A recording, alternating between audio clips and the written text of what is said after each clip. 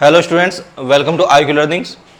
आज हम क्लास 11 से सेकंड चैप्टर पढ़ेंगे, relations and functions. Relation and function समझने के लिए हमें सेट को समझना ज़रूरी है।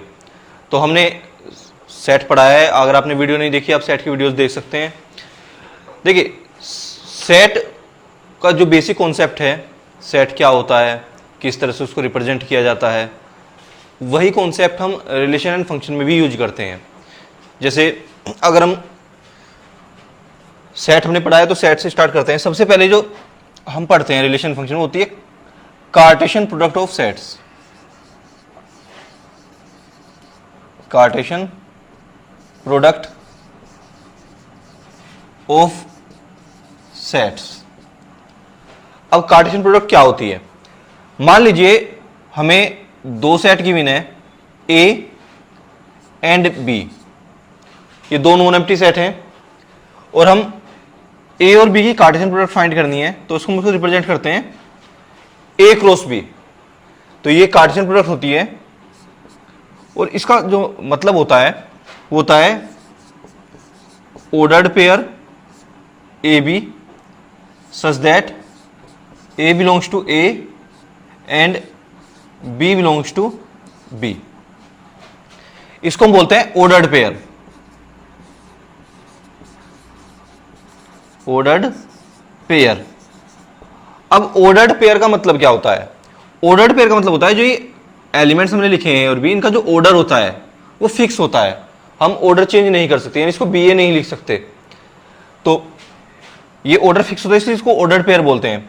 अब इसमें जो फर्स्ट एलिमेंट होता है ए, ये फर्स्ट सेट से लिया जाता है और जो सेकंड एलिमेंट होता है बी, वो सेकंड सेट से लिया जाता है। हम इसको समझ लेते हैं, एक एग्जांपल लेते हैं। मान लीजिए हमने एक सेट लिया है ए, इसमें एलिमेंट्स है 1 एंड 2। एक सेट हमने लिया है बी, इसमें एलिमेंट है ए बी एंड सी, और हमें इसकी कार्टेशियन प्रोडक्ट फाइंड करनी है। अब जैसे कि हमने कहा है कि हमें पेयर बनाने हैं, फर्स्ट एलिमेंट हमें ए से लेना है फर्स्ट सेट से और सेकंड एलिमेंट सेकंड सेट से लेना है। तो जब हम ए क्रॉस बी लिखेंगे तो जो भी पॉसिबल एलिमेंट्स होंगे जिनमें फर्स्ट एलिमेंट ए से आएगा और सेकंड एलिमेंट बी से आएगा, वो हम सभी एलिमेंट्स इसमें इंक्लूड करेंगे। अब देखिए, फर्स्ट एलिमेंट हमें ए से लेना है तो 1 आ गया, यहां से ए ले सकते हैं। इसी तरह 1 के साथ हम बी ले सकते हैं, 1 के साथ हम सी ले सकते हैं। फर्स्ट एलिमेंट ए से और सेकंड एलिमेंट बी से। इसी तरह से हम 2a 2b एंड 2c देख सकते हैं।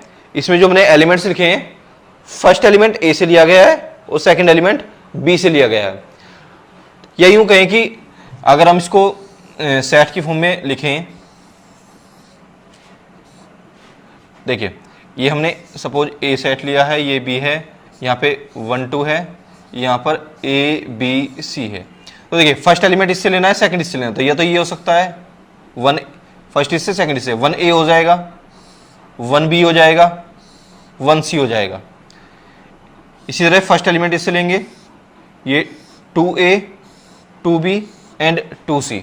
तो जो कार्टेशियन प्रोडक्ट है उसमें जो टोटल नंबर ऑफ एलिमेंट्स आते हैं, ये ए और बी के नंबर ऑफ एलिमेंट्स पर डिपेंड करते हैं कि ए में कितने एलिमेंट्स हैं और बी में कितने एलिमेंट्स हैं। अगर हम इसकी कार्डिनलिटी की बात करें तो कार्डिनलिटी बोलते हैं नंबर ऑफ एलिमेंट्स को। इसकी कार्डिनलिटी की बात करें कि इसमें कितने एलिमेंट्स होंगे ए क्रॉस बी में। अब इसके लिए समझ लेते हैं। मान लीजिए let n A is equal to P, n B is equal to Q, number of elements in A is equal to P, number of elements in B is equal to Q, then number of elements in Cartesian product of A and B, A cross B में ये होंगे PQ। हम ये multiply कर देते हैं।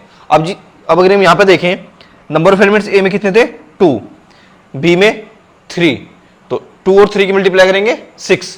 तो देख सकते हैं ए क्रॉस बी में नंबर ऑफ एलिमेंट्स कितने आए हैं 6।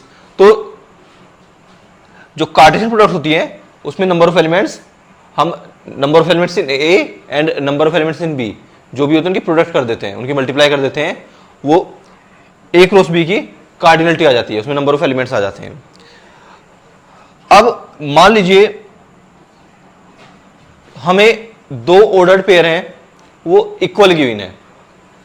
मान लीजिए एक ऑर्डर्ड पेयर हमने लिया है ए बी, एक ऑर्डर्ड पेयर हमने लिया है सी डी, और मान लीजिए चलो हम ऐसे लिख देते हैं ये सी डी। ये दो ऑर्डर्ड पेयर इक्वल हैं। अब जैसा कि हमने कहा है कि ऑर्डर्ड पेयर में जो ऑर्डर होता है वो फिक्स होता है, तो ये इक्वल तभी हो सकते हैं यदि ए सी के इक्वल हो और बी डी के इक्वल हो। दो ऑर्डर्ड पेयर तभी इक्वल हो सकते हैं जब उसमें फर्स्ट एलिमेंट के इक्वल होगा और सेकंड एलिमेंट के इक्वल होगा। हम इसका एक एग्जांपल समझ लेते हैं। मान लीजिए हमें कुछ इस टाइप से दिया है x plus y 4 2 x minus y. If these are equals find x and y, find x and y। हमें x और y की वैल्यू फाइंड करनी है। अब जैसा कि हमने कहा है कि ये दो ऑर्डर पेयर तब इक्वल होंगे जब फर्स्ट एलिमेंट के इक्वल होगा और सेकंड एलिमेंट के इक्वल होगा। तो हम फर्स्ट एलिमेंट के इक्वल पुट कर देते हैं, तो उसका सॉल्यूशन करेंगे। तो x प्लस वाई ये इक्वल होगा 2 के, ये फर्स्ट इक्वेशन, और x माइनस वाई इक्वल होगा 4 के, सेकंड एलिमेंट के इक्वल होगा। अब x और y में दो इक्वेशन बनी है, इनको हम सोल्व करके x और y की वैल्यूज फाइंड करते हैं। अब इनको ऐड कर देते हैं, ऐड इक्वेशन 1 एंड इक्वेशन 2। जब 1 और 2 को ऐड करेंगे y कैंसिल हो जाएगा, प्लस माइनस में 2x is equal to 6, this implies x is equal to 3। तो ये x की वैल्यू आ गई। अब x की वैल्यू को हम किसी भी इक्वेशन में पुट कर सकते हैं। Put in equation 1। जब इक्वेशन 1 में x को 3 पुट करेंगे तो 3 plus y is equal to 2, this implies y is equal to -1। तो हम x और y की वैल्यू मिल गई, x की वैल्यू 3 होगी और y की वैल्यू -1 होगी। तो इस तरह से हम जो ऑर्डर्ड पेयर होते हैं उनकी प्रॉपर्टीज को यूज करते हैं। अब बात करते हैं रिलेशन की। रिलेशन क्या होता है?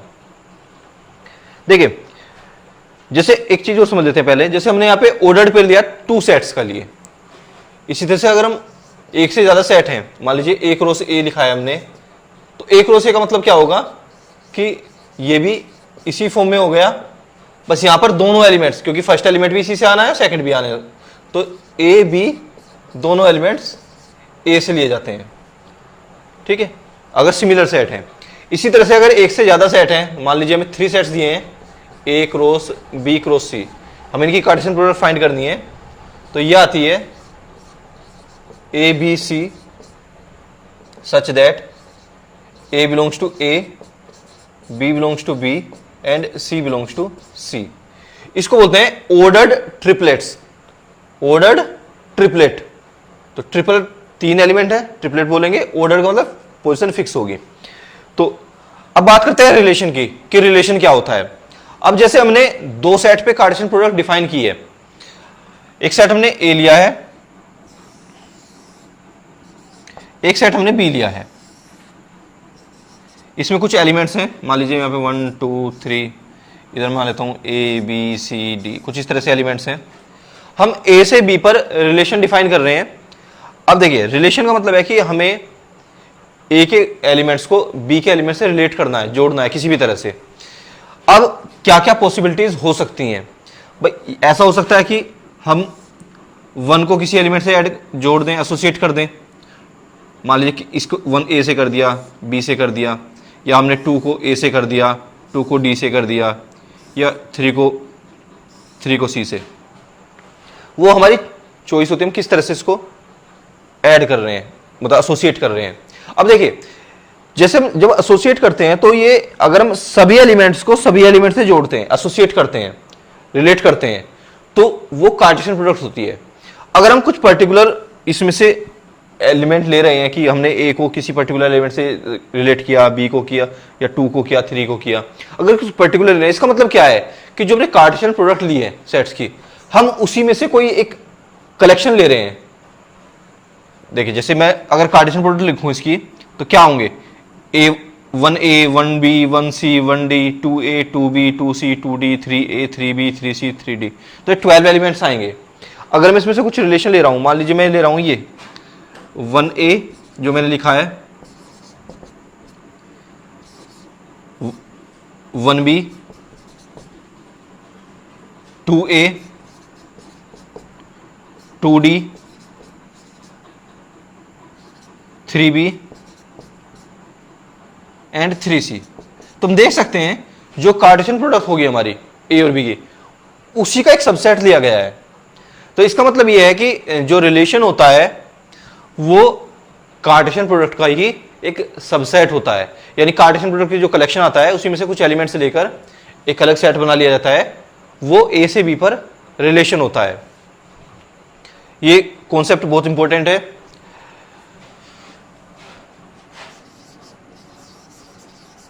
Relation, relation, a relation from A to B, A to B is a subset of A cross B। जो A से B पर रिलेशन होता है वो A क्रॉस B का सबसेट होता है। अब इसका समझ लेते हैं इसको एग्जांपल से। मान लीजिए हमने एक सेट लिया A 1 2 3, एक सेट हमने B लिया PQR,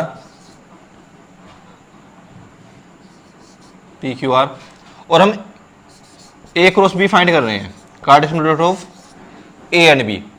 तो फर्स्ट एलिमेंट हमें A से लेना है, सेकंड एलिमेंट हमें B से लेना है। जो टोटल नंबर ऑफ एलिमेंट्स आएंगे वो 9 होंगे। तो ये हो गया 1P 1Q 1R। One first element इससे लिया, सेकंड एलिमेंट हमने इससे ले लिया। अब इसी तरह से हम 2 के साथ लेंगे 2P 2Q 2R। इसी तरह से हम 3 के साथ लेंगे 3P 3Q एंड 3R। तो देख सकते हैं हम A क्रॉस B में नंबर ऑफ एलिमेंट्स 9 है।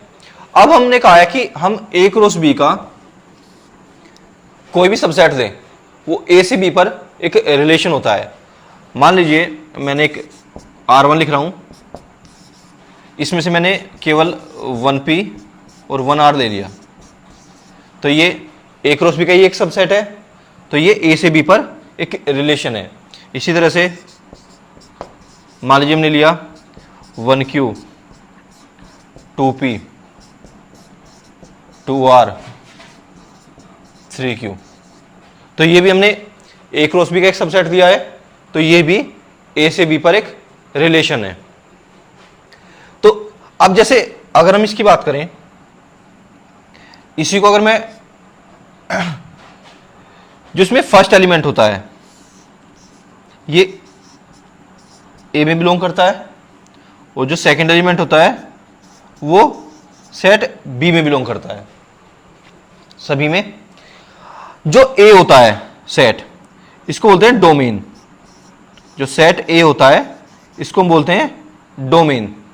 यानी जो ये हमने सपोज ये A से B पर रिलेशन लिया है, तो जो A सेट है ये क्या है, डोमेन। जो सेट B होता है इसको बोलते हैं कोडोमेन। सेट A को डोमेन बोलते हैं, सेट B को कोडोमेन बोलते हैं। ठीक है। अब यहां पर अगर हम बात करें तो ये डोमेन के एलिमेंट आ रहे हैं, और जो ये P और R हैं इनको बोलते हैं इमेज। यानी जो एलिमेंट जुड़े रहते हैं, एसोसिएटेड होते हैं, उनको बोलते हैं इमेज। जैसे one is related to P, one is related to P, तो पी क्या है? इमेज। अब इसी को, ये क्या है? R image. तो वन की इमेज पी है और वन की इमेज आर है। ए ये डोमेन के एलिमेंट है और ये इमेज है। अब अगर हम इसको इस तरह से लिखें, ये हमने ए लिया, ये बी लिया, तो देखिए हमने ये एलिमेंट थे 1 2 3, ये थे पी क्यू आर, तो हमने एक रिलेशन डिफाइन किया R1। तो देखिए यहाँ पर हमने 1 को P से और 2 को P से, तो हमने ये रिलेशन लिया है 1 को P से, 1 को P से और 1 को R से, 1 को P से और 1 को R से हमने रिलेट किया है। तो ये एक रिलेशन है R1। तो यहाँ पर जो ये होता है, ये डोमेन होता है, ये कोडोमेन होता है। जो ये P और R आए हैं, इनको बोलते हैं इमेज। और जो इमेज का जो सेट होता है, इमेज का जो कलेक्शन होता है, उसको बोलते हैं रेंज। तो रेंज क्या हो जाएगी इसके लिए? रेंज हो जाएगी P एंड R। रेंज हो गई P एंड R। तो जो इमेज का कलेक्शन होगा उसको हम रेंज कहते हैं। अब रिलेशन को रिप्रेजेंट करने के दो मेथड होते हैं। जैसे मैंने सेट में पढ़ा था, सेट को रिप्रेजेंट करने की दो फॉर्म होती हैं, एक तो रोस्टर फॉर्म होती है, एक सेट बिल्डर फॉर्म होती है। इसी तरह से रिलेशन को भी रोस्टर फॉर्म और सेट बिल्डर फॉर्म दोनों फॉर्म में रिप्रेजेंट किया जा सकता है। तो जो हमने ये फॉर्म लिखी है, ये जहां पर एलिमेंट्स लिखते हैं हम, इसको बोलते हैं रोस्टर फॉर्म। जो एलिमेंट्स लिखते हैं इसको रोस्टर फॉर्म बोलते हैं, और जो प्रॉपर्टीज लिखते हैं उसको हम सेट बिल्डर फॉर्म लिखते हैं। देखिए अब एक एग्जांपल और ले लेते हैं। मान लीजिए ए सेट है 1 2 3, बी सेट है ए बी सी, और हमने एक रिलेशन लिया है R 1B 2C and 3B 3C। ये हमने रिलेशन लिया है। तो यहाँ पर अगर हम डोमेन की बात करें, डोमेन की, तो इसमें 1 2 3 आ रहे हैं। रेंज की बात करें तो B और C आ रहे हैं, केवल B और C एलिमेंट्स हैं, ये रेंज हो गई। ठीक है, ये डोमेन, ये कोडोमेन हो गया। अब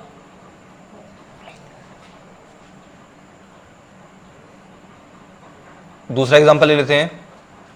तो इसको R1 बोल देता हूं मैं, R2। मैंने एक एलिमेंट लिया 2A 2B 3A 3B। ये भी एक रिलेशन है। ठीक है, तो इसको फर्स्ट एलिमेंट ये डोमेन की हो गई और ये रेंज में ए बी आ गया। अब हम रिप्रेजेंट करते हैं, किस तरह से हम इसको रिप्रेजेंट कर सकते हैं? दो फॉर्म में। अब मैं एक एग्जांपल लेता हूं एक रिलेशन का, और x y such that x plus y is less than 4। और सपोज ये रिलेशन ए सेट 1 2 है, 1 2 3, और बी सेट है 2 3 4 5।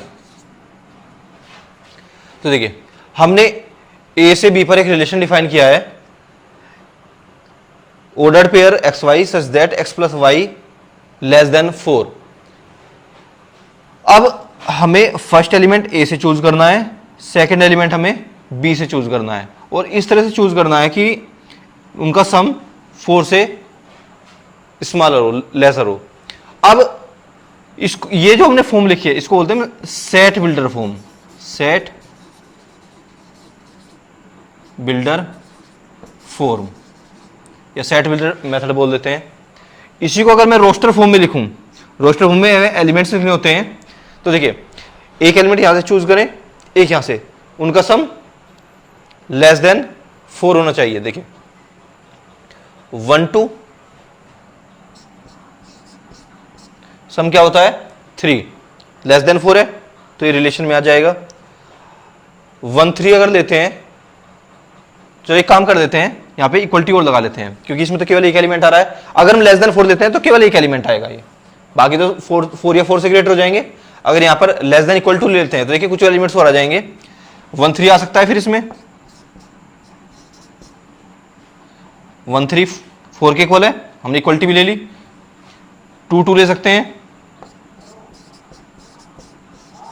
तो देखिए ये रिलेशन बन गया A to B और ये इसकी रोस्टर फॉर्म है। तुम किसी भी एलिमेंट को रोस्टर फॉर्म या सेट बिल्डर फॉर्म में रिप्रेजेंट कर सकते हैं और उसको एक फॉर्म से दूसरी फॉर्म में कन्वर्ट भी किया जा सकता है। जैसे हमने यहां पे इसको सेट बिल्डर से रोस्टर फॉर्म में कन्वर्ट किया है। अब इस तरह के एग्जाम्पल्स क्वेश्चंस पूछे जाते हैं कि उसमें में रोस्टर फॉर्म में कुछ एलिमेंट्स गिवन होते हैं, उसको सेट बिल्डर फॉर्म में कन्वर्ट कर सकते हैं। सेट बिल्डर फॉर्म में गिवन है, उनको हम रोस्टर फॉर्म में कन्वर्ट कर सकते हैं। कुछ एग्जांपल्स पढ़ते हैं।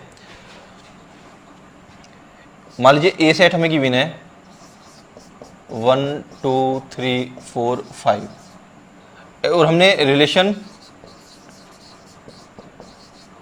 फ्रॉम ए टू ए, देखो हम इसको लिखते हैं relation from A to A, या फिर इसको ऐसे बोल देते हैं relation on A. Relation on A पर रिलेशन मतलब एक रो से ए का कोई सबसेट, तो ये तो इसको ऐसे लिखते हैं, या फिर रिलेशन ऑन ए लिखते हैं। तो हमें फर्स्ट सेट भी हमारा ए है और सेकंड सेट भी हमारा ए है। तो मान लीजिए मैंने रिलेशन इस तरह से लिया है, ordered pair x y x is equal to 2y plus 1।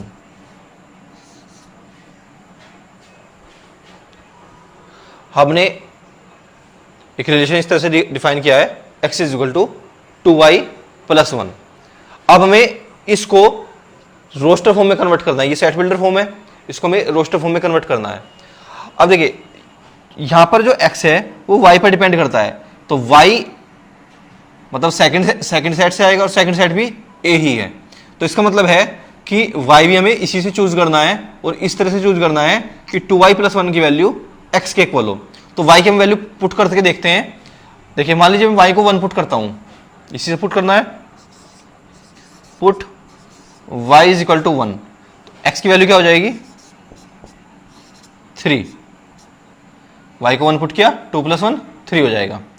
तो हमारा जो एलिमेंट आ गया वो आ गया 3 1, क्योंकि जो एलिमेंट होता है वो एक्स वाई की फॉर्म में होता है। तो ये एलिमेंट आ गया,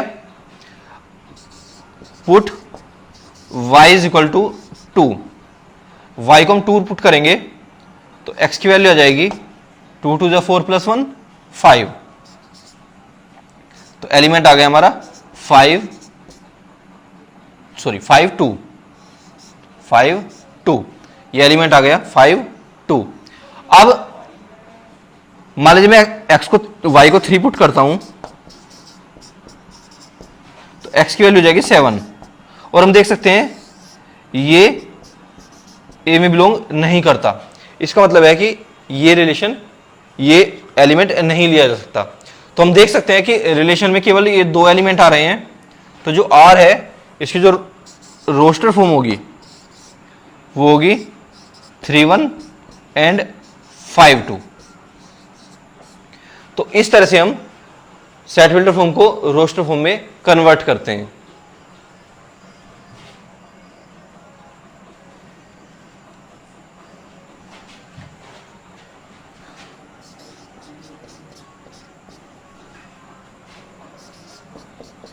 एक एग्जांपल लेते हैं।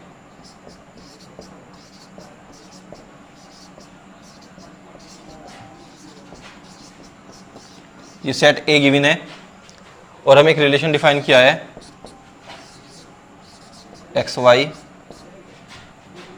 सच that 2x minus y is equal to 0।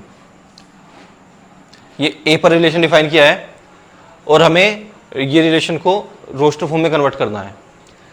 तो देखिए अगर हम इसको सिंप्लीफाई करें तो यहां से वैल्यू आ रही है y is equal to 2x।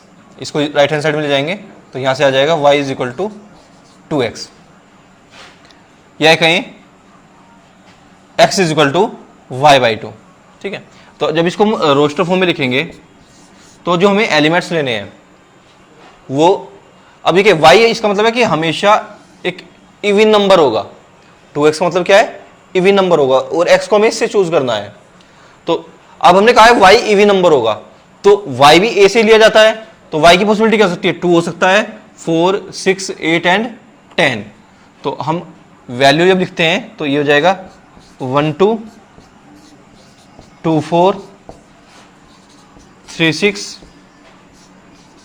4 8 and 5 10।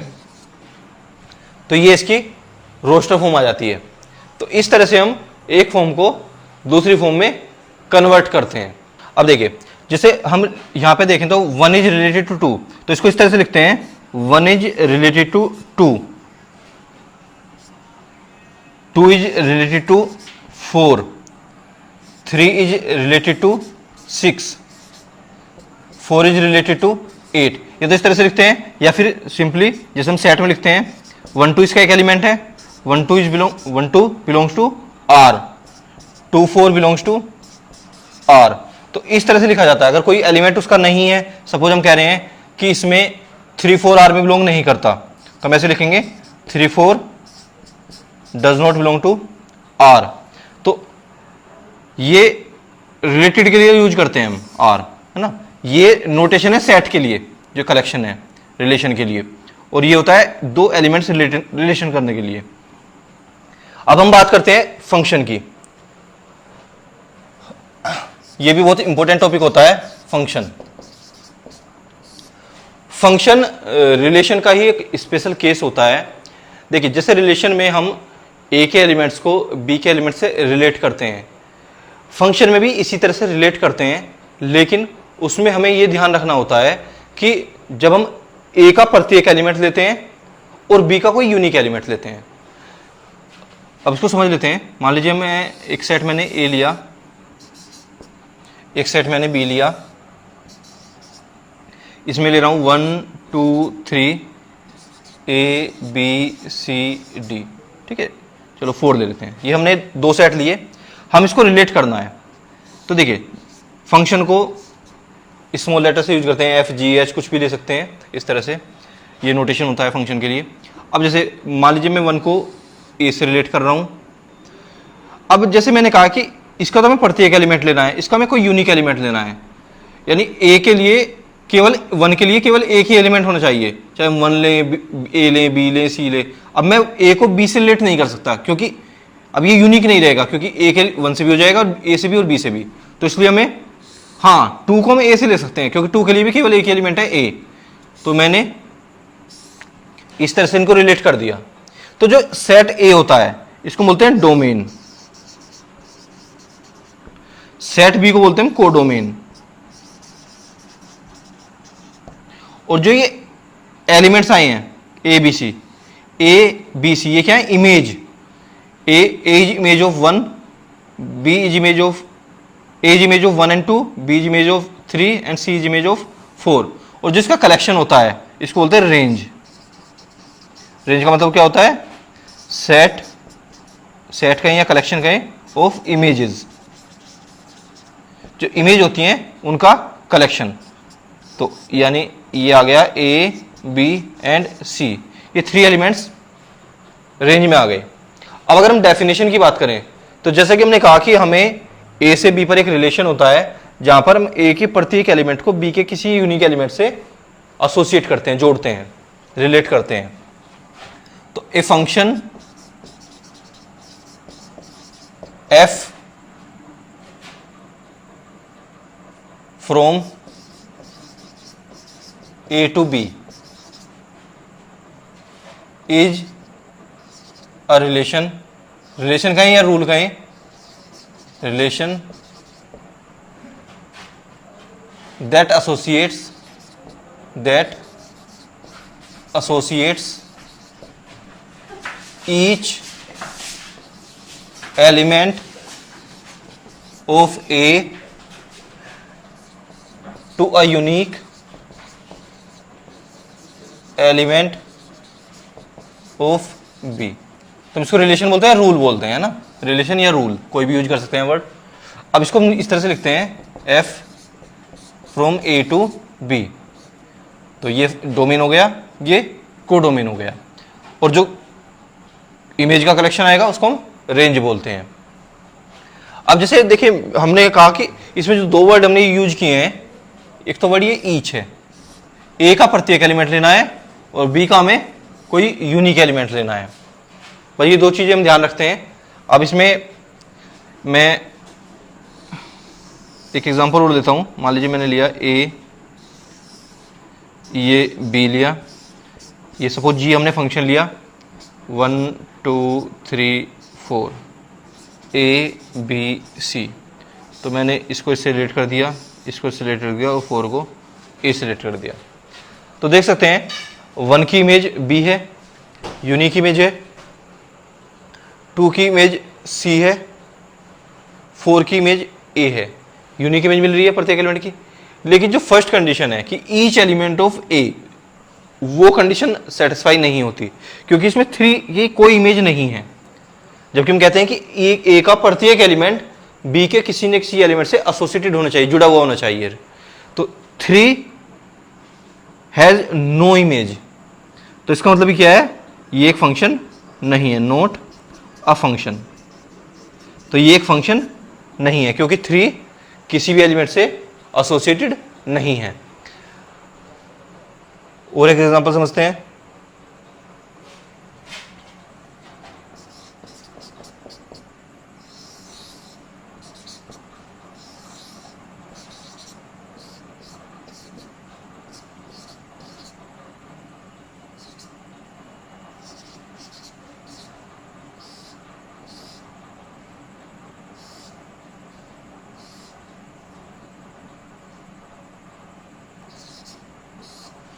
देखिए यहां पर अगर हम देखें, हमने ए का प्रत्येक एलिमेंट बी के एलिमेंट से एसोसिएट किया, रिलेट किया है। अब अगर मैं इमेज की बात करूं, इसको लिखने का जो तरीका होता है वो इस तरह से लिखते हैं, इमेज ऑफ 1 क्या है, A, image of 2 is A, image of 3 is B, image of 3 is C, image of 4 is D. अब जैसे हम कहते हैं, जो हमारी सेकंड कंडीशन होती है कि फर्स्ट कंडीशन तो कि ए का प्रत्येक एलिमेंट किसी न किसी से जुड़ा होना चाहिए, सेकंड कंडीशन कि बी का जो एलिमेंट है वो यूनिक होना चाहिए। अगर हम यहाँ पर देखें, एक ही इमेज मिल रही है हमें, यूनिक है 1 की, 2 की भी हमें एक ही इमेज मिल रही है, लेकिन 3 के लिए हमें 2 इमेज मिल रही हैं। ये नॉट यूनिक, यूनिक नहीं है, यूनिक नहीं है, इसका मतलब ये एक फंक्शन नहीं है। ठीक है, तो this is not a function. तो समझ में आ गया फंक्शन क्या होता है, कि हमें 2 सेट गिवन होते हैं, ए को हम बी से रिलेट करते हैं, ए का प्रत्येक एलिमेंट बी के किसी ना किसी एलिमेंट से एसोसिएटेड होता है, और जिस एलिमेंट से एसोसिएटेड होता है वो यूनिक होता है। यानी ए के, या सिंपल लैंग्वेज में बात करें तो ए के एलिमेंट्स की एक ही इमेज मिलनी चाहिए हमें बी में, एक से ज्यादा इमेज नहीं होनी चाहिए, तब हम कहते हैं कि वो एक फंक्शन होगा। अब जैसे हम कुछ फंक्शंस लिखते हैं, मान लीजिए हमने लिखा x+1, ये एक फंक्शन है। तो यहां पर जो x की इमेज मिलती है वो इस रिलेशन से मिलती है। अब सपोज मैंने कुछ a को मैंने ले लिया, ये b का एलिमेंट हो गया, ये कहां पे हो गया, क्योंकि इमेज कहां पे आती है, b में, तो ये क्या है, b का एलिमेंट है। तो a अगर मैं लेता हूं 1 2 3,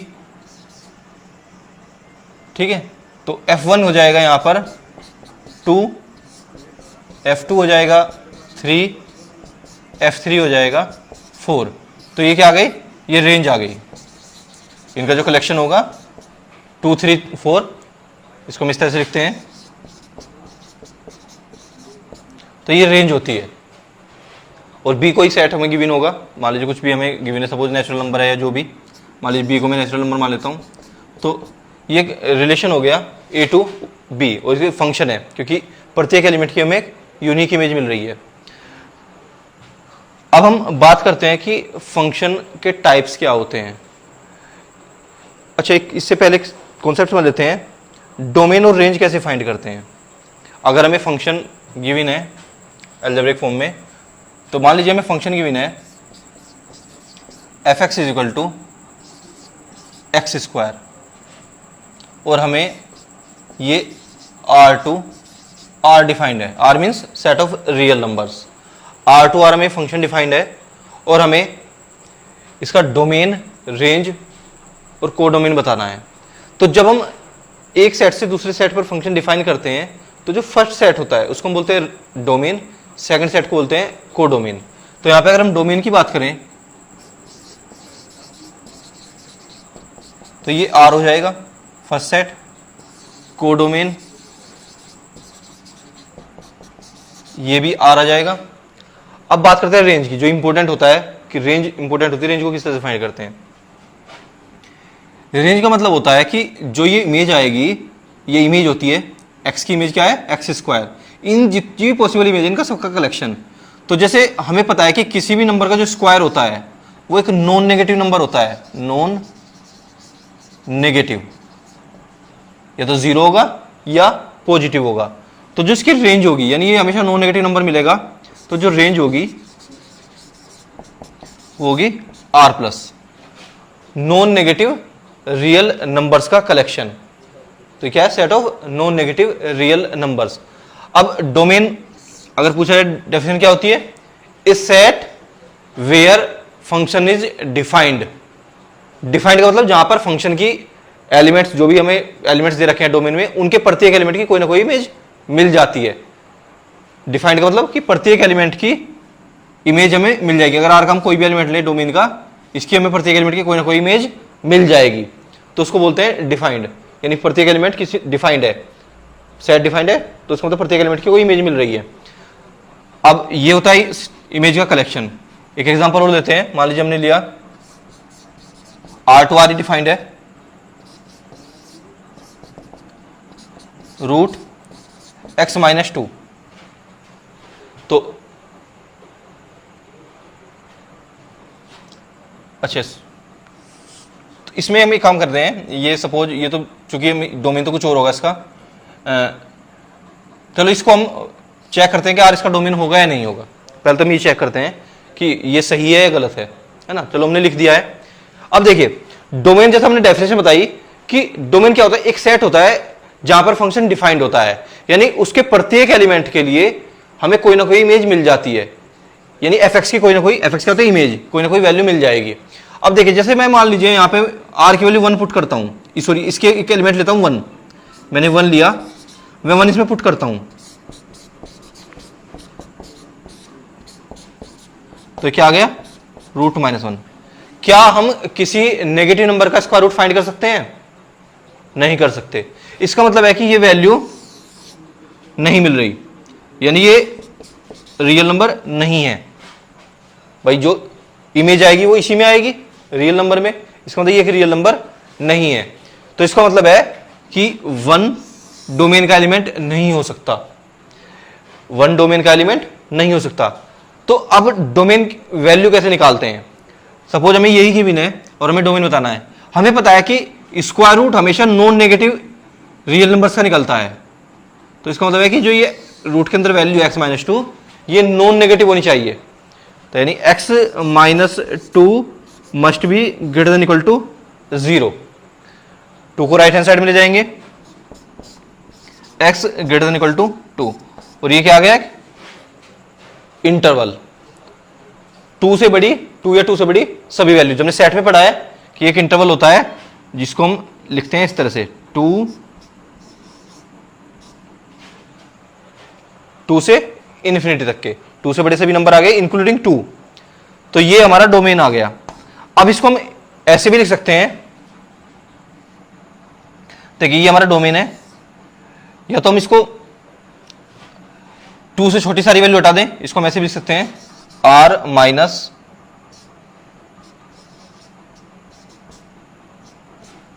जो हमारा रियल नंबर था उसमें से हमने 2 से छोटी सारी वैल्यू हटा दी, या फिर इसको इस तरह से लिख सकते हैं। तरीका इसका लिखने का ये होता है, ये इंटरवल है, ये इसका डोमेन है। अब बात करते हैं रेंज की। रेंज क्या होगी? देखिए, रेंज का मतलब है कि जो इमेज की वैल्यू आती है वो रेंज होती है। तो रूट x माइनस 2 की वैल्यूज क्या हो सकती हैं? देखिए, जब मैं यहां पर 2 रखूंगा तो ये 0 हो जाएगा। 0 का स्क्वायर रूट क्या होता है? 0। ठीक है, मान लीजिए मैं यहाँ पे 2.5 रख रहा हूं तो 0.5 का स्क्वायर रूट भी पॉजिटिव होगा कुछ। ठीक है, तो इसका मतलब है कि जब हम वैल्यूज रखेंगे तो कुछ हमें पॉजिटिव नंबर ही मिलेगा।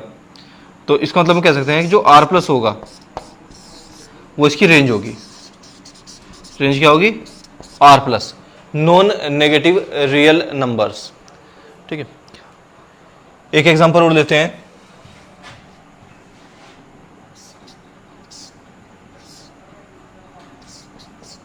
fx 1 माइनस एक्स स्क्वायर, हमें इसका डोमेन और इसकी रेंज फाइंड करनी है। देखिए,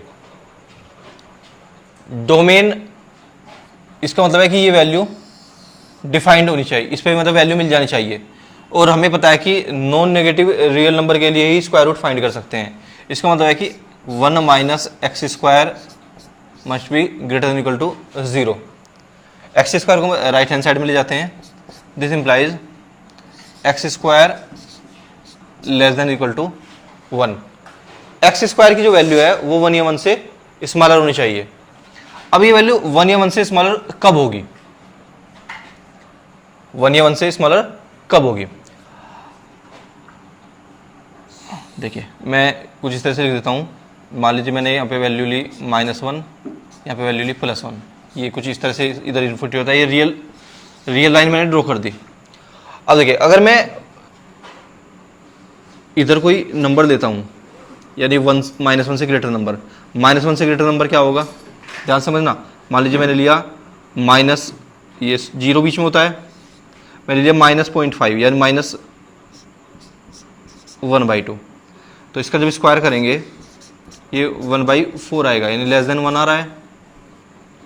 इसी तरह से जब इधर वैल्यू लेंगे तो ये वैल्यू भी मान लो कुछ भी लेते हैं, पॉइंट या 3/4 देते हैं, तो इसका स्क्वायर क्या होगा? 9/16 लेस देन 1 है। इसका मतलब है कि अगर वैल्यू 1 और -1 के बीच में है तभी इसको सेटिस्फाई करेगी। अगर मैं 1 से बड़ी वैल्यू लेता हूँ, सपोज मैंने 1 से बड़ी वैल्यू ली 1.5, तो स्क्वायर क्या हो जाएगा? 2.25, तो इससे ग्रेटर हो जाएगा, तो इसका मतलब वो सेटिस्फाई नहीं करेगा। तो इसका मतलब इसका डोमेन क्या हो गया? डोमेन हो गया -1 to +1। ये इंटरवल इसका डोमेन है, क्योंकि अगर -1 और +1 के बीच में ही वैल्यू लेते हैं तभी उसका स्क्वायर 1 से स्मॉलर होगा। देखिए, अगर हम इसकी रेंज की बात करें, अब देखिए जब हम इसमें वैल्यू पुट करेंगे, मान लीजिए हम इसमें कोई वैल्यू पुट कर रहे हैं, तो अगर मैं 1 पुट करता हूँ तो ये 1 - 1 0 हो जाएगा, यानी वैल्यू 0 मिल रही है। इस तरह से अगर मैं -1 पुट करता हूँ तो भी वैल्यू 0 मिलेगी, तो ये पॉजिटिव वैल्यू मिल रही है। और अगर मैं कुछ मान लीजिए 1/2 पुट करता हूँ तो जो मैक्सिमम वैल्यू है, सपोज ये 0 पुट करता हूँ, इसके बीच में 0 है, तो जो मैक्सिमम वैल्यू आ रही है रूट के अंदर वो 1 आ रही है। इसका मतलब 1 का स्क्वायर रूट क्या होता है? 1। इसका मतलब है कि जो हमें मैक्सिमम वैल्यू मिल रही है fx की वो 1 मिल रही है। तो जो रेंज होगी इसकी वो होगी 0 to 1, नॉन नेगेटिव होगी और 1 या 1 से स्मॉलर होगी। देखिए, इसको समझ लेते हैं। जैसे मान लीजिए हम जब इसको रिप्रेजेंट करते हैं ग्राफ के फॉर्म में, तो इसको हम y मानते हैं, fx को मानते हैं हम y। तो अब ये हो गया y is equal to √1 minus x square. दोनों साइड का स्क्वायर करेंगे तो ये जाएगा y square is equal to 1 minus x square. तो x square plus y square is equal to 1। तो एक सेमी सर्किल, इसको सेमी सर्किल की फॉर्म में इसलिए लिखते हैं क्योंकि हम यहां पर जो वैल्यूज ले रहे हैं तो इसको अगर हम ड्रॉ करेंगे तो ये कुछ इस तरह से आएगा, ये -1, ये 1, ये 0, और ये y होता है, ये x, ये ओरिजिन। तो जो वैल्यू देख सकते हैं y की जो वैल्यू आएगी, क्योंकि रेडियस है ये 1 तक आएगी मैक्सिमम वैल्यू। तो इसका मतलब कि जो इसकी रेंज होगी वो 0 to 1 होगी।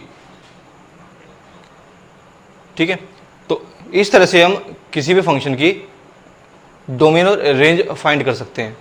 अब बात करते हैं टाइप्स ऑफ फंक्शंस की। फंक्शन किस किस टाइप के होते हैं।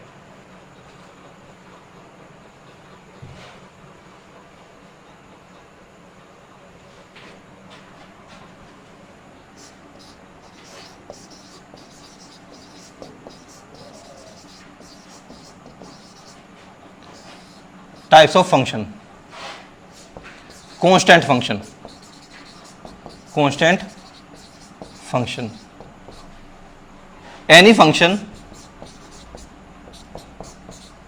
Of the form f(x) = k, जहां पर हमें डोमेन के प्रत्येक एलिमेंट की इमेज कांस्टेंट मिलती है, फिक्स इमेज होती है, यानी रेंज में केवल एक एलिमेंट आता है, उसको हम बोलते हैं कांस्टेंट फंक्शन। अगर हम ग्राफ की बात करें, कांस्टेंट फंक्शन की ग्राफ, तो जो कांस्टेंट फंक्शन का ग्राफ होगा वो एक स्ट्रेट लाइन होगी पैरेलल टू x एक्सिस, कहीं पर भी हो सकती है। मान लीजिए मैं यहाँ पे लिख रहा हूँ f(x) = k। अब ये पॉजिटिव है तो अब ऊपर होगी, अगर नेगेटिव है तो इस तरह से नीचे आ जाएगी। मान लीजिए कुछ नेगेटिव है तो नीचे आ जाएगी। तो स्ट्रेट लाइन आएगी parallel to x axis. Next है आइडेंटिटी फंक्शन। आइडेंटिटी फंक्शन, ये हम रियल नंबर पे बात कर रहे हैं। आइडेंटिटी फंक्शन की बात करें तो f(x) = x, R2R हमने फंक्शन डिफाइन किया है ये। तो क्या होता है f(x) = जहां पर हमें एलिमेंट की इमेज वही मिल जाती है जो हम एलिमेंट ले रहे हैं। जैसे अगर 1 की इमेज देखें तो क्या आएगी 1, 2 की इमेज 2, √1 की इमेज, √2 की इमेज √2, यानी जो एलिमेंट ले रहे हैं उसकी इमेज वही मिल जाएगी हमें।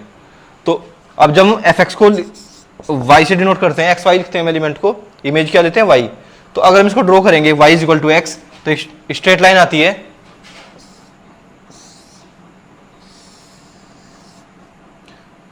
This line represent y = x। तो देख सकते हैं अगर हम कोई एलिमेंट लेते हैं, मान लीजिए मैंने 1 लिया तो 1 की इमेज 1 आएगी। सपोज मैंने 2 लिया, 2 की इमेज 2 आएगी।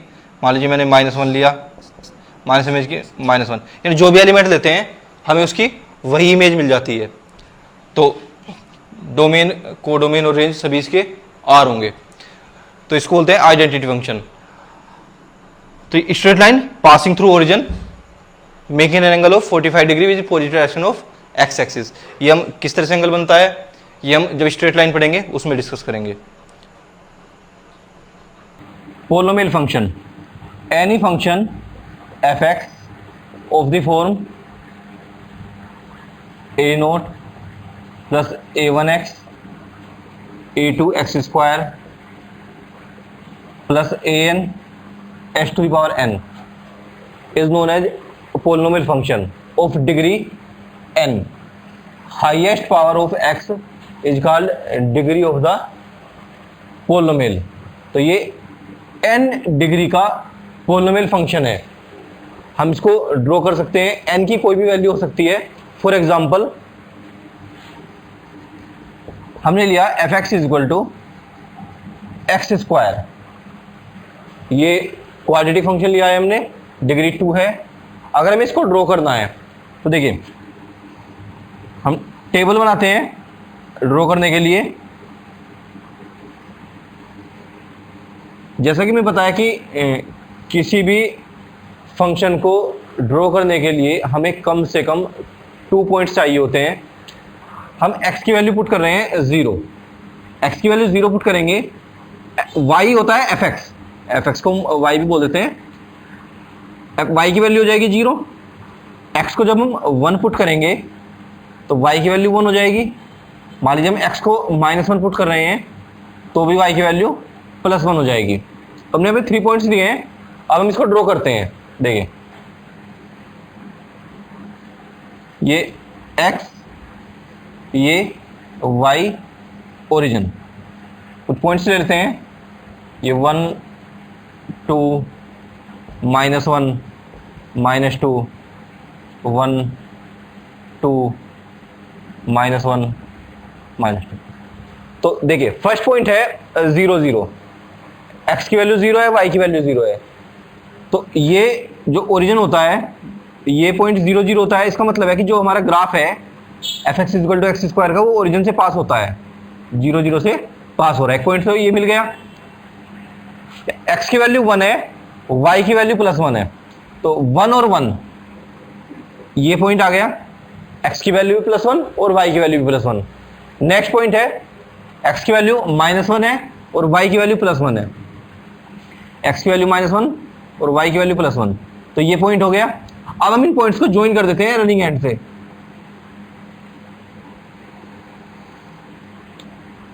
तो इस तरह से ये ग्राफ बन जाता है। तो ये f x equal to x square का ग्राफ होता है। वो जो शेप है इसको बोलते हैं parabolic shape.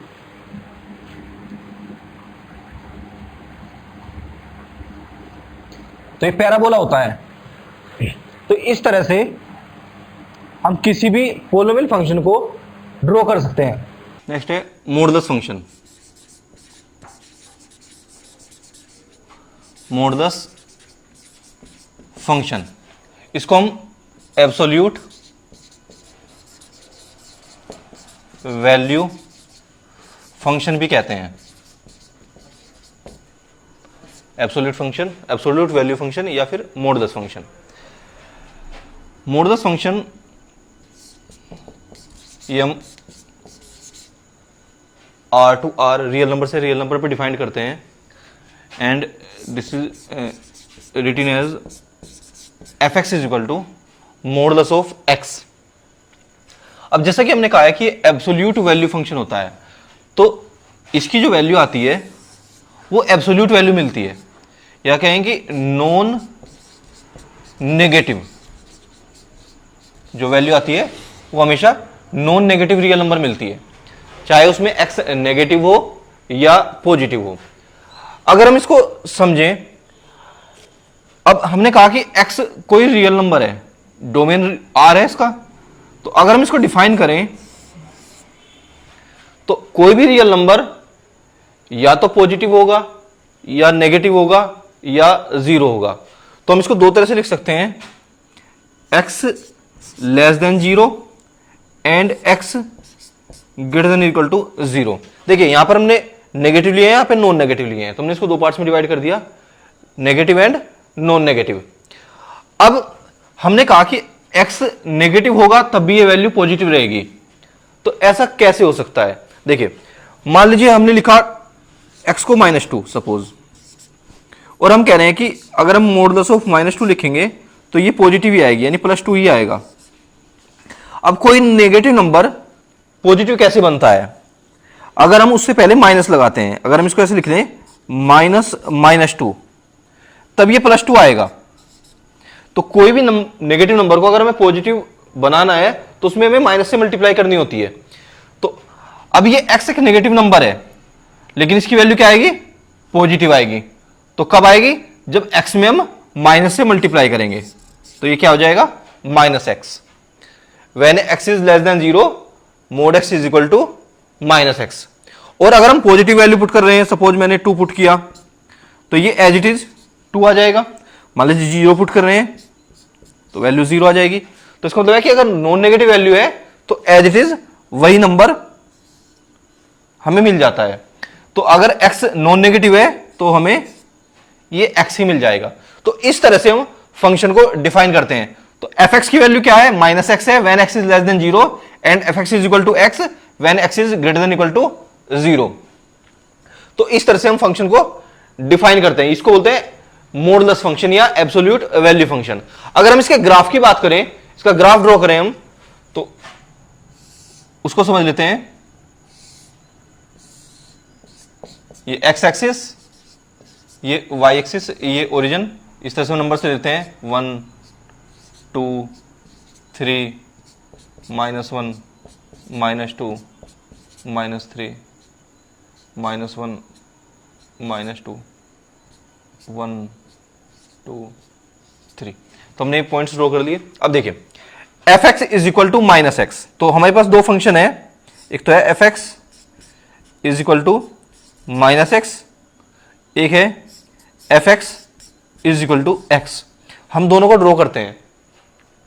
F x is equal to -x, तो x को 0 पुट करेंगे तो इसकी वैल्यू 0 आ जाएगी। देखिए जब x को 0 पुट करेंगे तो एफ एक्स की वैल्यू 0 आएगी। एफ एक्स का मतलब होता है y, एफ एक्स का मतलब होता है y, क्योंकि फंक्शन को y equal to f x लिखते हैं। तो x को 0 पुट करने पर y की वैल्यू 0 मिल रही है, और हमें पता है कि ये पॉइंट क्या होता है, 0 0 होता है। तो इसका मतलब जो हमारा ग्राफ है वो 0 0 से होके जाएगा। अब मान लीजिए मैं x को पुट कर रहा हूं 1, देखो यहीं से हम डायरेक्ट समझते हैं, हमें एटलीस्ट 2 पॉइंट्स चाहिए होते हैं किसी भी ग्राफ को ड्रॉ करने के लिए। तो x को अगर मैं 1 पुट करूं तो y की वैल्यू हो जाएगी -1। तो देखिए x को 1 पुट किया तो y की वैल्यू हो गई -1, तो x1 और y -1, तो ये पॉइंट आ गया। अब इनको दोनों को ज्वाइन करेंगे तो ये स्ट्रेट लाइन आ गई। ये स्ट्रेट लाइन है y is equal to -x। Similarly हम इसको ड्रॉ करेंगे, देख सकते हैं x को 0 पुट करने पर y की वैल्यू 0 आ जाएगी। तो एक तो 0 0 पॉइंट हो गया, इट मींस ओरिजिन से पास होगी। फिर यदि हम x को 1 पुट करते हैं तो y की वैल्यू भी 1 आएगी, तो पॉइंट क्या हो गया 1 1। तो ये पॉइंट 1 1 है, तो इनको ज्वाइन करेंगे तो ये हमारी लाइन आ गई y is equal to x। ठीक है, अब हम बात करते हैं इन इनइक्वालिटी की। ये ग्राफ हमें कब लेना है, जब x की वैल्यू नेगेटिव है, लेस देन 0 है, और ये ग्राफ हमें तब लेना है जब x की वैल्यू नॉन नेगेटिव है। तो y is equal to -x graph लेना है हमें नेगेटिव वैल्यूज के लिए, और ये ग्राफ हमें लेना है पॉजिटिव वैल्यूज के लिए। तो नेगेटिव वैल्यू किधर होती है, लेफ्ट में, इसका मतलब ये ग्राफ केवल लेफ्ट में लिया जाएगा और ये ग्राफ राइट में। तो हम अब देखिए क्योंकि हमें लेफ्ट और राइट में लेना है, तो अब हम इसको इधर से मैं इसको रब कर देता हूं और इधर से मैं इसको रब कर देता हूं। ठीक है, तो जो हमारा ग्राफ आएगा वो ये ग्राफ आ गया। ठीक है, तो जो मॉडुलस फंक्शन का ग्राफ होता है वो हमेशा वी शेप होता है। तो देख सकते हैं नेगेटिव वैल्यू के लिए ग्राफ है y is equal to -x, non negative के लिए ग्राफ है y is equal to x। तो जो ग्राफ आया हमारा वी शेप आया, तो हम कोई भी मॉडुलस फंक्शन लेते हैं उसका ग्राफ हमेशा वी शेप आता है। और मॉडुलस फंक्शन को हम इस तरह से डिफाइन करते हैं। नेक्स्ट देखते हैं, नेक्स्ट टाइप।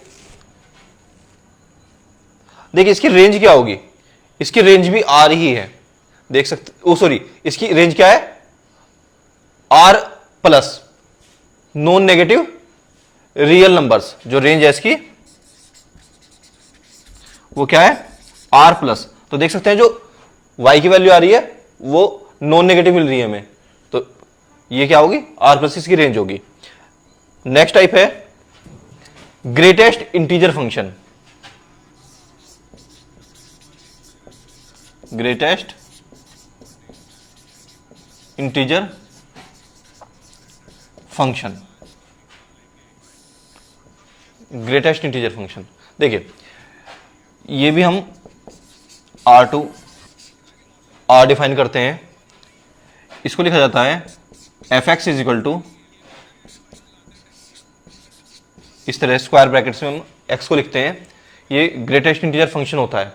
अब ग्रेटेस्ट इंटीजर फंक्शन होता क्या है, देखिए हमने कहा कि r कोई रियल नंबर, x कोई रियल नंबर है, क्योंकि डोमेन हमारा r गिवन है, x रियल नंबर है, तो कोई भी रियल नंबर को हम ऐसे कह सकते हैं कि या तो वो इंटीजर होगा या दो इंटीजर्स के बीच में लाई करेगा। देखिए अगर हम कोई भी रियल नंबर लेते हैं, सपोज मैंने लिया 2 एक इंटीजर है, मान लीजिए मैंने लिया रूट टू इंटीजर नहीं है लेकिन 1 और 2 के बीच में लाई करता है।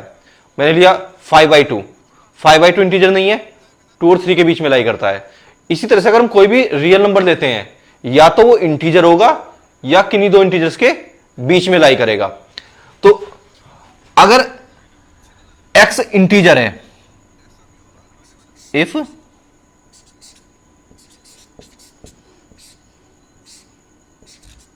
x belongs to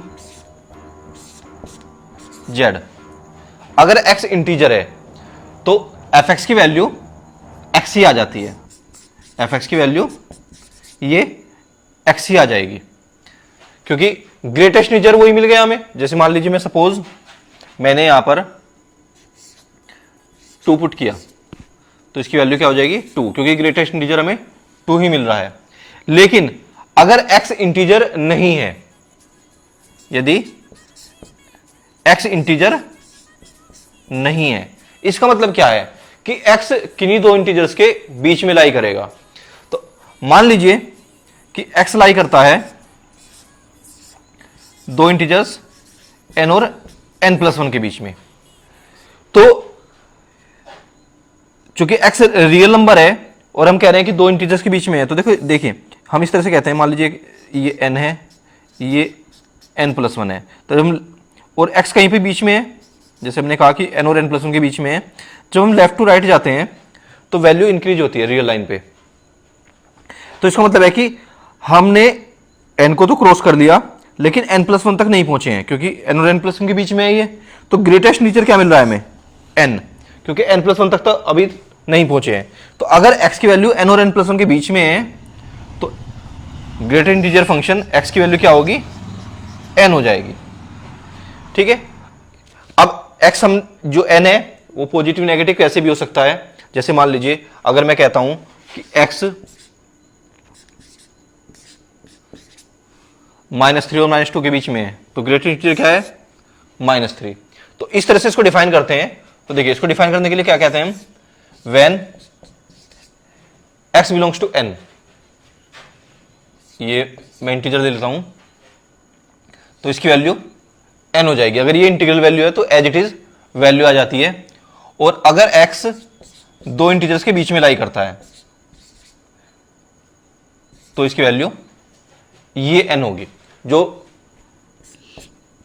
smallest integer होगा वो हमें इंटीग्रल वैल्यू मिल जाती है। अब इसको हम कुछ एग्जांपल से समझते हैं। देखिए मान लीजिए मैं कह रहा हूं कि हमें 1 की वैल्यू फाइंड करनी है, तो 1 की वैल्यू 1 आ गई क्योंकि ये इंटीजर है। मैंने लिया 1.1। अगर हम 1.1 को देखें तो ये 1 और 2 के बीच में लाई करता है, 1 और 2 के बीच में लाई कर रहा है तो इसकी वैल्यू क्या आएगी 1, क्योंकि 2 तक तो पहुंचे नहीं है, 1 से बड़ा है तो ग्रेटर इंटीजर हमें 1 मिल रहा है। या यूं कहें कि अगर डेसिमल फॉर्म में है तो जो भी इंटीग्रल वैल्यू है उसमें वही हमारा आंसर आ जाता है। इसी तरह से मान लीजिए मैं लेता हूं 1.3, ये भी 1 और 2 के बीच में, इसकी वैल्यू भी 1 होगी। 1.9 लेता हूं, इसकी वैल्यू भी 1 होगी। 1.99 लेता हूं, इसकी वैल्यू भी 1 होगी, क्योंकि ये भी 2 तक नहीं पहुंचे। और जैसे ही हम 2 करेंगे तो इसकी वैल्यू 2 हो जाएगी, क्योंकि इंटीग्रल वैल्यू अगर हम x की वैल्यू इंटीजर ले रहे हैं तो एज इट इज वो वैल्यू मिल जाती है। तो इस समझ में आ गया कि अगर दो इंटीजर्स के बीच में है तो जो ग्रेटेस्ट इंटीजर जो मिल गया हमें वही उसकी वैल्यू होती है, इसलिए इसको ग्रेटेस्ट इंटीजर फंक्शन कहते हैं। अगर हम इसके ग्राफ की बात करें,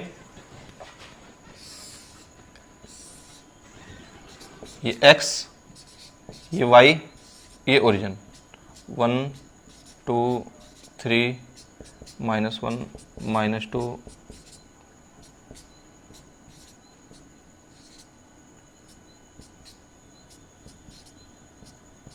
देखिए अब इसको समझते हैं।